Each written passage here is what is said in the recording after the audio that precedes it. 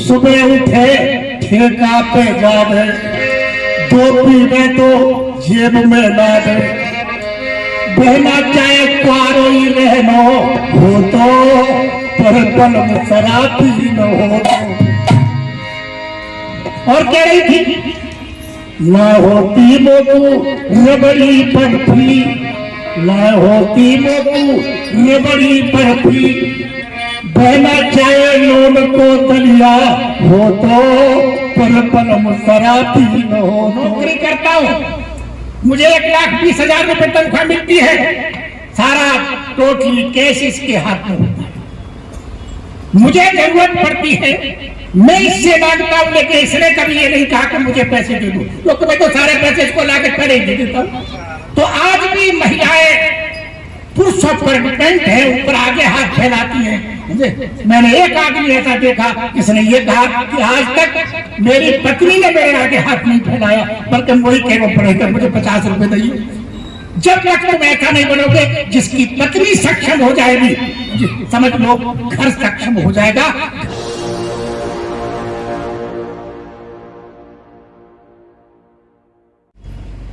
हमारे बीच में आए हुए दूर दराज से श्रद्धावान उपासक और उपासिकाएं,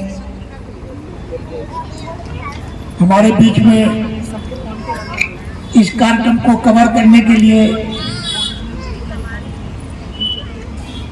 प्रिय श्रद्धावान उपासिका नीलम भौत भी यहाँ उपस्थित है।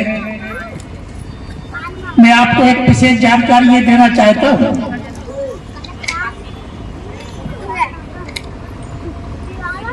मेरा भिक्षु जीवन सन 78 में शुरू हुआ और इतने लंबे पीरियड में मैं यहाँ काम करता रहा। बुलंदशहर जिले का कोई गांव ऐसा नहीं बचा जहां मैं नहीं गया।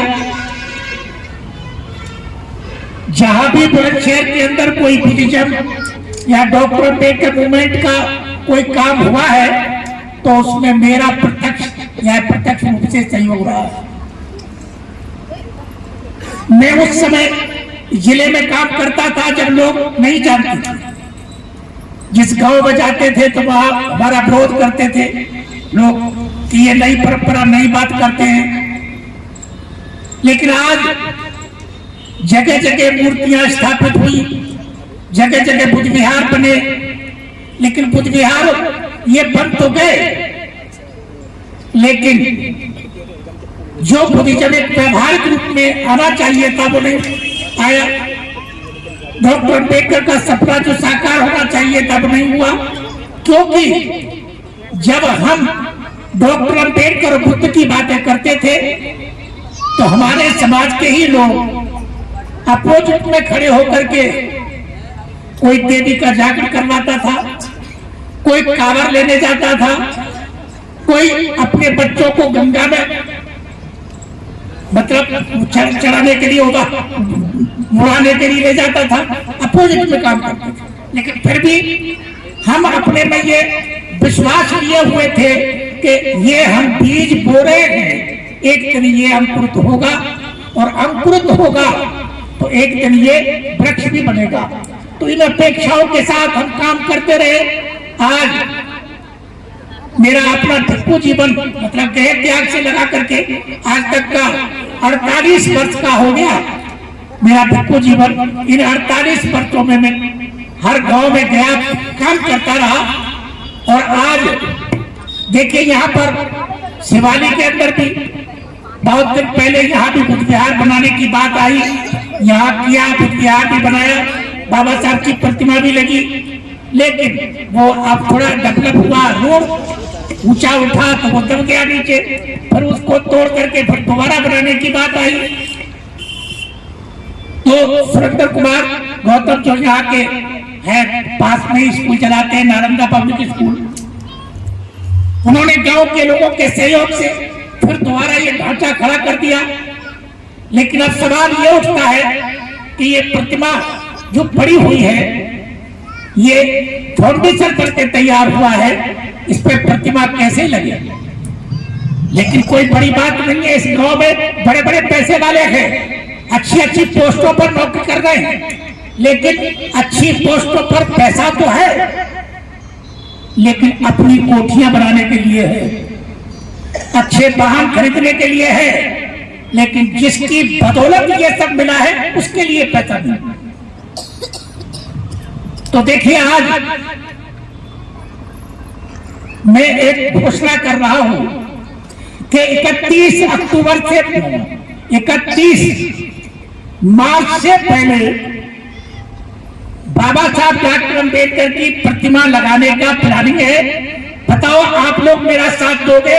मैं 31 मार्च को 1 कुंटल पीतल की प्रतिमा तुमको ला करके दे दूंगा यहाँ पर, यदि आप लोग मेरा साथ दोगे तब।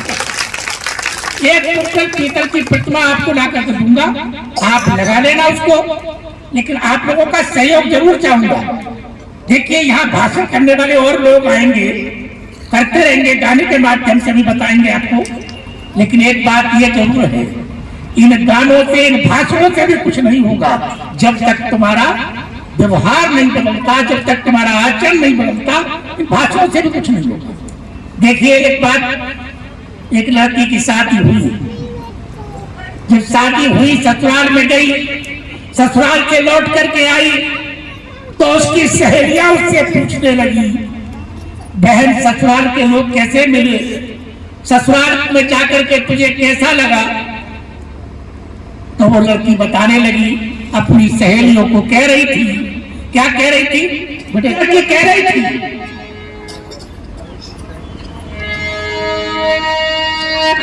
बहना चाहे घर में तो हो तो, पर बलम शराब ही न हो तो। बहना चाहे दूर साथ हो तो, पर बलम शराब ही न हो तो। कैसे?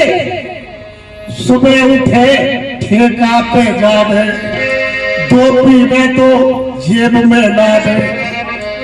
बहना चाहे क्वारोई रहनो हो तो, पर बलम शराब ही न हो तो। और कह रही थी, ना होती मोकू रबड़ी बर्फी, ना होती मोकू रबड़ी बर्फी। बहना चाहे लोन को दलिया हो तो, पर बलम शराब ही न हो तो। और कह रही थी, गैस को चूल्हा भले ही न हो तो, गैस को चूल्हा भले ही न हो तो। बहना चाहे माटी को चूल्हा हो तो, पर बलम शराब ही न हो तो। सोफा सेट और बेड न हो तो, सोफा सेट चाहे बेड न हो तो। बहना चाहे टूटो खटोला हो तो, पर बलम शराब ही न हो तो। बहना चाहे घर में तो हो तो, पर बलम शराब ही न हो तो। मोटरसाइकिल गाड़ी न होती, मोटरसाइकिल गाड़ी न होती। बहना चाहे टिल्ली चला तो हो तो, पर बलम शराब ही न हो तो। जब तक तुम्हारा ये शराब और ये नहीं छूटेगा, अम्बेडकर ना तुम अम्बेडकर के बाप का नाम लेते रहो, कोई फर्क नहीं पड़ने वाला है। जब तक तुम्हारी बुरी आदत नहीं छूटती, कुछ नहीं होने वाला है।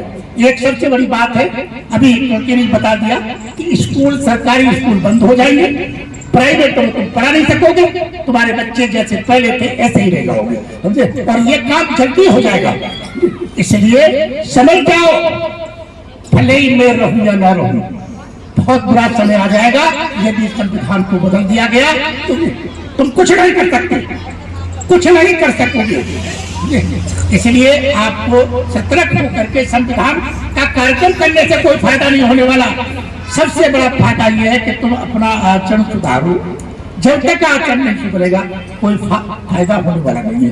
देखिए, मुझे तो किसी दूसरे कार्यक्रम में जाना है और हमारी बहन बेटी और मैं उससे कहूंगा कि अपने संबोधन से, मैं सुनता रहता हूँ उनको, वीडियो सुनता रहता हूँ, देखता रहता हूँ, महिलाओं पर ज्यादा फोकस रहेगा आपका, महिलाओं के बारे में ज्यादा बताइए, क्योंकि ये महिलाओं में परिवर्तन लाने के लिए आपको सबको प्रयास करना चाहिए। एक के घर में तो मेरे से कह रही थी कि भंते जी, जो आता है वो यही कहता है कि मैं तो मानता हूं, मेरी घरवाली नहीं मानती।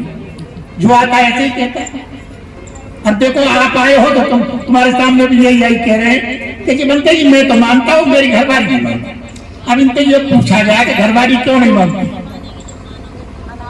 तो बताने लगी कि ये तुम्हारे सामने तो कह रहे हैं कि घरवाली नहीं मानती, और जब ये शाम को फगुआ पी के आवे और ये उल्टी सीधी बातें बके, गालियां बकता है उल्टी सीधी, ये छोटे छोटे बच्चे, लड़की इतनी बड़ी लड़की नीलम, वो लड़की मेरे को वीडियो दिखा रही थी कि देखियो बनते की मम्मी पापा कैसे लड़ रही है, इतनी भर्ती गालियां दे रही है, ये सुधार करेंगे हमारा?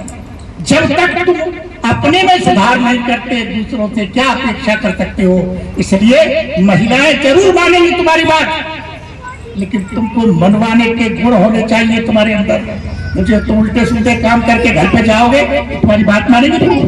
क्यों मानेंगे तुम्हारी बात? अब आवश्यकता है महिलाओं के साथ तुमको मिलकर के काम करना, लेकिन तुम महिलाओं की बात हर एक में आखिरी बात मानूंगा। मन के अंदर वो भावना बनी हुई है कि मैं घरवाली की बात मानूंगा। अरे भाई, वो जमाना गया। एक आदमी मेरे को मिले थे, वो बताने लगे कि भंते जी, पहले जमाना ऐसा था कि जब कोई बच्ची पैदा होती थी, वो माता पिता के अंतर में रहती थी, बिना माता पिता के कुछ नहीं कर सकती थी। हर कदम पर माता पिता अंकुश रखते थे, ऐसा मत करना, ऐसा मत करना। किसी तरह से माता पिता चले गए तो भाइयों के अंदर में रही, भाई बड़ा पता सख्त लगते थे, और उसके बाद शादी हो गई तो फिर घर वाले के अंदर में आ गई, अपनी मर्जी से कुछ नहीं कर सकती थी। ससुराल वाले उसको तरह तरह से प्रताड़ित करते रहते। लेकिन उसने कहा कि जब से मेरी शादी हुई, नौकरी करता हूं, मुझे 1,20,000 रुपए तनख्वाह मिलती है, सारा टोटली कैश इसके हाथ में होता है। मुझे जरूरत पड़ती है, मैं इससे मांगता हूं, लेकिन इसने कभी ये नहीं कहा कि मुझे पैसे दे दो, क्योंकि मैं तो सारे पैसे इसको लाके खड़े दे देता हूं। तो आज भी महिलाएं पुरुषों पर डिपेंड है, ऊपर आगे हाथ फैलाती हैं।